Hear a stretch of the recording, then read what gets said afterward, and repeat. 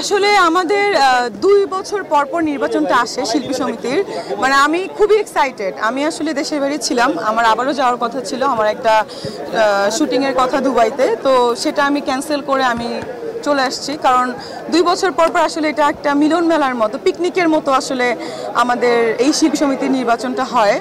So এটাই। 74 ভাই ভাই কোনো প্রবলেম না যারা পাশ করে আসবে তাদের কাছে আপনার শিল্পী হিসেবে প্রত্যাশা আমার প্রথম প্রত্যাশা থাকবে যে কেউ যেন, মানে যে পক্ষই আসুক, দুই পক্ষই আসতে পারে, নির্বাচন মানে পক্ষ বিপক্ষ থাকবে, বাট যে পক্ষই আসুক আমি চাই যে কেউ যেন কাউকে শিল্পী সমিতি থেকে, শিল্পী সদস্য পদ থেকে বাদ না দেয়, সে যেই হোক। মানে এটা আমার প্রথম দাবি থাকবে, শুধু আমার না, আমি আসলে সবারই একই কথা সবাই বলতে পারে না, আমি সবার হয়েই কথাটা বলছি। আমি কখনোই প্রার্থী হতে চাই না, কখনোই হব না আমি, কারণ সবাই আমার এতই কাছের, আর আমি চাই না যে পক্ষ বিপক্ষ হয়ে আমার মানে অপোজিশন পার্টি তৈরি হোক। করলে জাতীয় নির্বাচন করব, না হলে কখনো নির্বাচন করব না।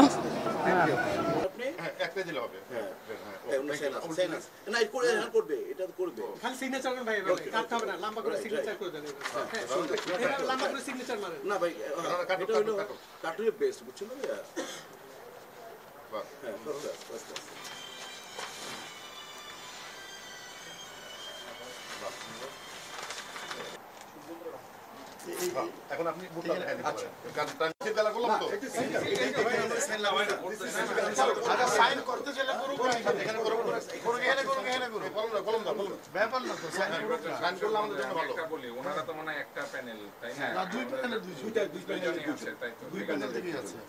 দুজনেই সভাপতি, আর দীপজল ভাই আছে, আমাদের দীপজল ভাই দিবেন, যাকে দিবেন পরপর দুইটা পাতা, একটা শেষ করে তারপরে যাত্রা শেষ 197।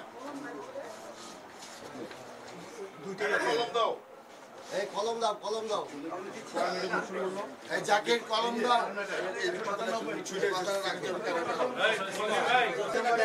আচ্ছা এজাজ ভাই এই পাশে তাকায় না, একটু এজাজ ভাই তাকায়, আমাদের জন্য সুবিধা হবে। কই দিব এই লোক একটু তাকায়েন, কলম লাগবে আমার, একটু টাকা দিয়ে দেন, কিন্তু আপনার আরো বামে কলম দাও, আস্তে আস্তে এজাজ ভাই আরেকবার বলবে সব। আচ্ছা আরেকবার ভাইয়া স্টিল থাকেন। ওস্তাদ থ্যাংক ইউ। কোন বলতেছে এইভাবে ঘুরে না ভাইয়া টাইমটা কয়টা লিখবো? 9:30 197 197